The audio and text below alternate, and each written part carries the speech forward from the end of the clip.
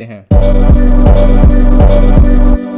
SBI magnum coma fund, यह fund एक thematic category का फंड है। सबसे पहले स्कीम डिटेल के बारे में बात करते हैं। यह फंड एक ओपन एंडेड फंड है। ओपन एंडेड वह फंड होते हैं जिसमें आप कभी भी इन्वेस्टमेंट कर सकते हैं और कभी भी विड्रॉ कर सकते हैं। इस फंड का बेंचमार्क निफ्टी कमोडिटी का है। वहीं बात करें इस फंड पे लगने वाले एग्जिट लोड की, तो यदि आप 30 दिनों से पहले विड्रॉ करते हैं तो उसके अंदर 0.50% का एग्जिट लोड लगेगा, और अगर आप 30 दिनों की बात करेंगे तो उस पर किसी प्रकार का कोई एग्जिट लोड नहीं है। वहीं बात करें इन्वेस्टमेंट की, तो SIP के केस में आप सिर्फ 500 रुपये से निवेश की शुरुआत कर सकते हैं, और लमसम के केस में आप 5000 रुपये से निवेश की शुरुआत कर सकते हैं। यह फंड 2005 को लॉन्च हुआ था, और इस फंड का अभी तक का जो एसेट अंडर मैनेजमेंट है वह 454 करोड़ रुपए का है। वहीं बात करें यदि इस फंड में किसी व्यक्ति ने 1 लाख रुपए का निवेश किया होता जब यह फंड लॉन्च हुआ था, तो आज उसकी वैल्यू 6,89,000 रुपये होती। वहीं बात करें इस फंड पे लगने वाले एक्सपेंस रेशियो की, तो इस फंड का एक्सपेंस रेशियो 2.62% का है। बात करें पास रिटर्न की, तो इस फंड ने पिछले 1 साल में -5% तक का रिटर्न रहा है, 2 सालों में 28% तक का रिटर्न रहा है, 3 सालों में 21% से ज़्यादा का रिटर्न रहा है, और 5 सालों में 10% से ज़्यादा का रिटर्न रहा है। वहीं बात करें कैटेगरी वाइज रिटर्न की, तो पिछले 1 साल में -1% से ज़्यादा का रिटर्न रहा है, 2 सालों में 22% से ज़्यादा का रिटर्न रहा है, 3 सालों में 15% से ज़्यादा का रिटर्न रहा है, और 5 सालों में 8% से ज़्यादा का रिटर्न रहा है। तो आप देख सकते हैं कि इस फंड ने ज़्यादातर टाइम अपनी कैटेगरी को बीट किया है। इस लिहाज से ये निवेश के लिए अच्छा ऑप्शन हो सकता है। जिनका नज़रिया लॉन्ग टर्म का है और वह थीमेटिक फंड के रिस्क को समझते हैं, वह अपने पोर्टफोलियो का कुछ पोर्शन इसके अंदर इन्वेस्टमेंट कर सकते हैं। बात करें फंड मैनेजर की, तो यह रिचर्ड डिसूजा के द्वारा मैनेज किया जाता है। वहीं बात करें टॉप 5 सेक्टर एलोकेशन की, तो उसके अंदर सीमेंट्स के अंदर 22.52% का इन्वेस्टमेंट है, केमिकल्स के अंदर 19.41% का इन्वेस्टमेंट है, यूटिलिटी के अंदर 12.14% का इन्वेस्टमेंट है, मेटल्स के अंदर 10.34% का इन्वेस्टमेंट है, और ऑयल एंड गैस के अंदर 9.85% का इन्वेस्टमेंट है। करें टॉप 5 कंपनी एलोकेशन की, तो उसके अंदर अंबुजा सीमेंट के अंदर 8.5% का इन्वेस्टमेंट है, NTPC के अंदर 7.03% का इन्वेस्टमेंट है, ACC लिमिटेड के अंदर 5.31% का इन्वेस्टमेंट है, मेगान केमिकल्स के अंदर 5.31% का इन्वेस्टमेंट है, रिलायंस इंडस्ट्री के अंदर 5.25% का इन्वेस्टमेंट है। वहीं बात करें ओवरऑल इन्वेस्टमेंट की, तो उसके अंदर सबसे ज़्यादा पोर्शन जो है लार्ज कैप के अंदर इन्वेस्टमेंट किया गया है।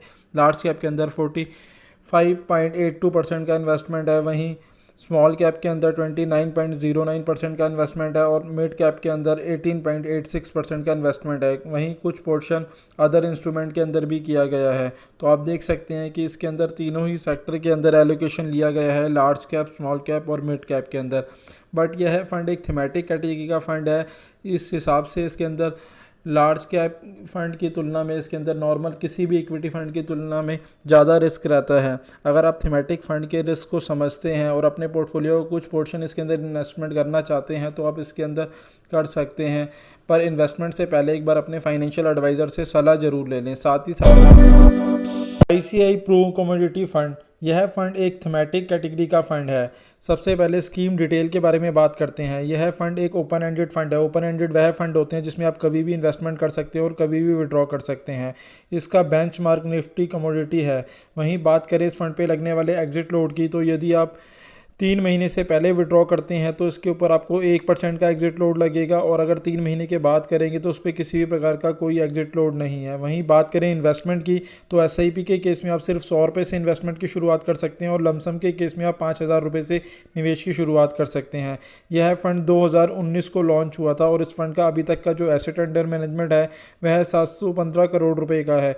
वहीं बात करें अगर इस फंड में किसी व्यक्ति ने जब यह फंड लॉन्च हुआ था तो अगर 1 लाख रुपये का निवेश किया होता तो आज उसकी वैल्यू 2,55,000 रुपये होती। वहीं बात करें इस फंड पे लगने वाले एक्सपेंस रेशियो की, तो उस फंड का एक्सपेंस रेशियो 2.44% का है। वहीं बात करें इस फंड के पास रिटर्न के बारे में, तो इसने पिछले 1 साल में 5% से ज़्यादा का रिटर्न दिया है, 2 सालों में 21% से ज़्यादा का रिटर्न दिया है, और 3 सालों में 38% से ज़्यादा का रिटर्न दिया है। क्योंकि यह फंड 2019 में ही लॉन्च हुआ है तो उसका 3 सालों का ही पास्ट रिकॉर्ड है। वहीं बात करें कैटेगरी वाइज रिटर्न की, तो उसने पिछले 1 साल में 4% से ज़्यादा का रिटर्न दिया है, 2 सालों में 10% से ज़्यादा का रिटर्न दिया है, और 3 सालों में 17% से ज़्यादा का रिटर्न दिया है। तो आप देख सकते हैं कि इस फंड ने हर एक साल अपनी कैटेगरी को बीट किया है। पर यदि आप नए निवेशक हैं या फर्स्ट टाइम इन्वेस्टर हैं, तो आप थीमेटिक फंड से दूरी ही बना के रखें, क्योंकि यह नॉर्मल इक्विटी फंड की तुलना में ज़्यादा रिस्की होता है। और अगर आपको थीमेटिक फंड के रिस्क के बारे में नॉलेज है और आप पूरी जानकारी रखते हैं, तो आप इसमें इन्वेस्टमेंट की सोच सकते हैं, अपने पोर्टफोलियो का कुछ अमाउंट इसमें आप निवेश कर सकते हैं। बात करें फंड मैनेजर की तो यह मिस्टर ललित कुमार के द्वारा मैनेज किया जाता है। वहीं बात करें टॉप 5 सेक्टर एलोकेशन की तो उसके अंदर मेटल्स के अंदर 29.68% का इन्वेस्टमेंट है, सीमेंट के अंदर 29.59% का इन्वेस्टमेंट है, केमिकल्स के अंदर 11.94% का इन्वेस्टमेंट है, ऑयल एंड गैस के अंदर 10.93% का इन्वेस्टमेंट है, डाइवर्सिफाइड के अंदर 9.98% का इन्वेस्टमेंट है। वहीं बात करें टॉप 5 कंपनी एलोकेशन की तो उसके अंदर अल्ट्राटेक सीमेंट के अंदर 9.68% का इन्वेस्टमेंट है, JSW स्टील के अंदर 9.59% का इन्वेस्टमेंट है, अंबुजा सीमेंट के अंदर 8.09% का इन्वेस्टमेंट है, ग्रासिम इंडस्ट्री के अंदर 6.97% का इन्वेस्टमेंट है और टाटा स्टील के अंदर 6.02% का इन्वेस्टमेंट है। वहीं बात करें ओवरऑल इन्वेस्टमेंट की तो उसके अंदर सबसे ज़्यादा पोर्शन लार्ज कैप के अंदर इन्वेस्टमेंट किया गया है। लार्ज कैप के अंदर 59.39% का इन्वेस्टमेंट है, मिड कैप के अंदर 25.28% का इन्वेस्टमेंट है और स्मॉल कैप के अंदर 11.65% का इन्वेस्टमेंट है। वहीं कुछ इन्वेस्टमेंट अदर इंस्ट्रूमेंट में भी किया गया है।